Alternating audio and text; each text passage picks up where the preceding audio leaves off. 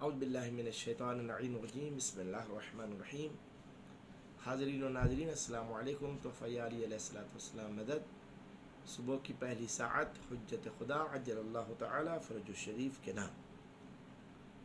حضرت امام سید الساجدین زین العابدین علیہ السلام نے اپنے جد بزرگوار حضرت محمد صلی اللہ علیہ وآلہ وسلم سے ایک حدیث روایت کی ہے۔ آپ فرماتے ہیں کہ ایک دن آپ صلی اللہ علیہ وآلہ وسلم اپنے صاحب کے ساتھ مسجد مقدس میں تشریف فرما تھے، اور آپ صلی اللہ علیہ وآلہ وسلم نے ارشاد فرمایا، ابھی ابھی مسجد کے اس دروازے سے ایک شخص آئے گا جو جنت میں سکونت اختیار کرنے والوں میں سے ہے گا، اور اس امر کے بارے میں مجھ سے سوال کرے گا جس کے بارے میں وہ فکر مند ہے۔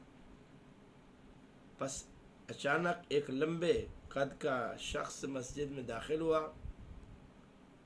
جو مضر قبیلے کے مردوں کے مشابہ تھا۔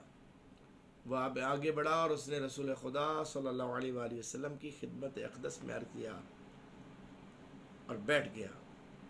سلام عرض کرنے کے بعد بیٹھ گیا اور پھر عرض کیا، یا رسول اللہ، بے شک میں نے اللہ تعالیٰ کا فرمان سنا ہے، پڑھا ہے، وَاعْتَصِمُوا بِحَبْلِ اللَّهِ جَمِيعًا وَلَا تَفَرَّقُوا۔ ارشاد ذات واجب ہو رہا ہے کہ سب لوگ اعتصام کرو، چمٹ جاؤ، لپٹ جاؤ حبل اللہ سے۔ یا رسول اللہ، یہ حبل اللہ ہے کون جس کو اللہ نے مضبوطی سے پکڑنے کا حکم دیا ہے؟ تو رسول خدا صلی اللہ علیہ وآلہ وسلم ایک لحظے کے لیے سر جھکا کر تشریف فرما رہے۔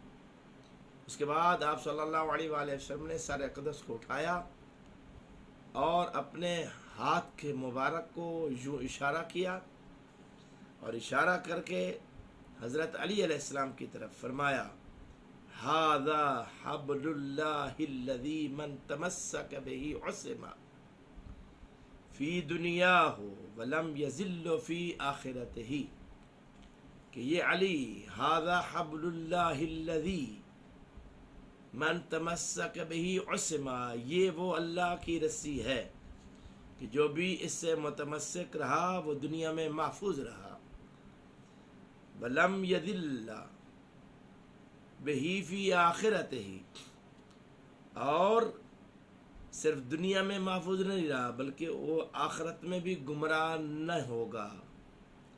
پس وہ شخص اٹھا اور حضرت علی علیہ السلام سے لپٹ گیا اور لپٹ کر کہا کہ میں نے اللہ تعالیٰ کی اس رسی کو مضبوطی سے تھام لیا۔ میری دعا ہے اللہ تعالیٰ بحق محمد و اہل بیت محمد علیہ السلام ہم سب کو حضرت امیر المؤمنین علی علیہ السلام اور ان کی اہل بیت اور ان کی آل اور ان کی ذریت اور ان کی اولاد سب سے متمسک رہنے کی توفیق عطا فرمائے تاکہ ہم دنیا اور آخرت میں کامیاب ہو سکیں۔ والسلام علیکم ورحمۃ اللہ وبرکاتہ۔